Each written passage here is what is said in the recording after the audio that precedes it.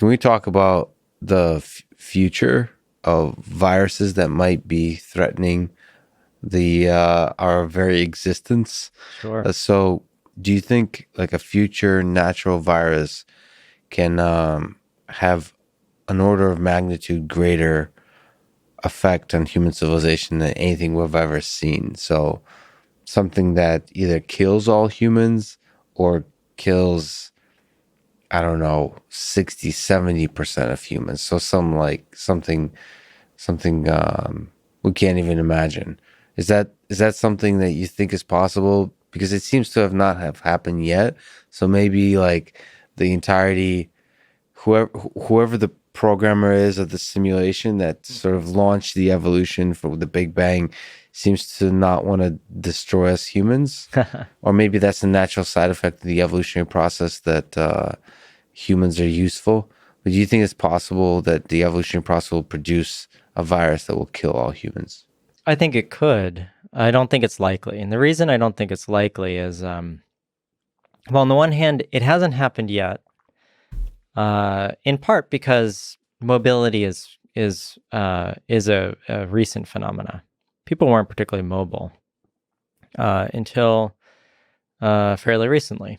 Now, of course, now that we have people flying back and forth across the globe all the time, the chances of global pandemics has escalated exponentially, of course. And so, on the one hand, that's part of why it hasn't happened yet. We can look at things like Ebola.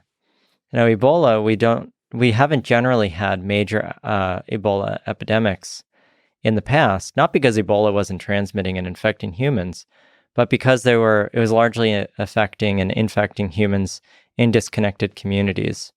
So you see out in rural parts of Africa, for example, in Western Africa, you might end up having isolated Ebola outbreaks, but there weren't connections that were fast enough that would allow people to then spread it into the cities. Of course, we saw back in 2014, 15, a massive Ebola outbreak that wasn't because it was a new strain of Ebola, but it was because there's new inroads and connections between the communities and people got it to the city. And so we saw it start to spread. So that should be a little bit foreshadowing of what's to come. And now we have this pandemic. We had 2009. We have this.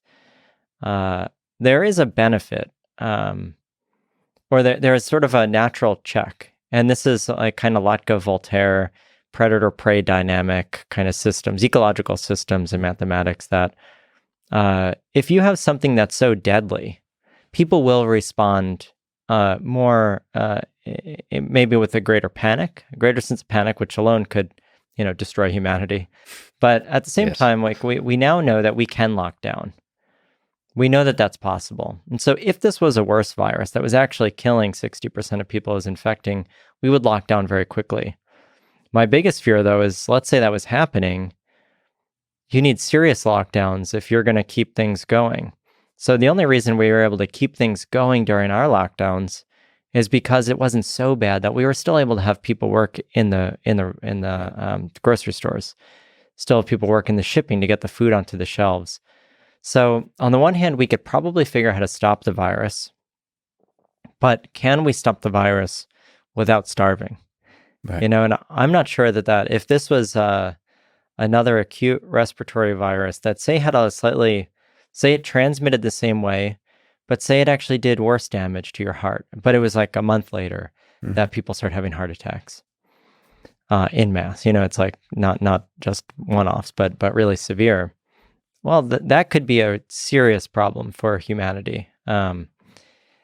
So in some ways, I think that there are lots of ways that we could end up dying at the hand of a virus. I mean, we're already seeing it. My fear is still, I think coronaviruses have demonstrated a keen ability to destroy or to create outbreaks that can potentially be deadly to large numbers of people.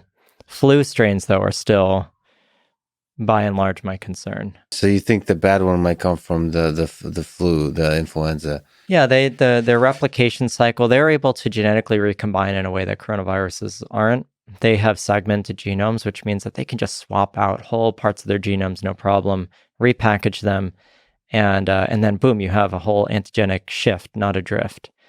What that means is that on any occasion, any day of the year, you can have, boom, whole new virus that didn't exist yesterday.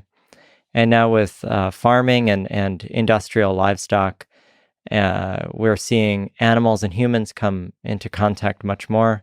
Just the opportunities for an influenza strain that is unique and deadly to humans increases, all the while transmission and mobility has increased. It's just a matter of time, in my opinion.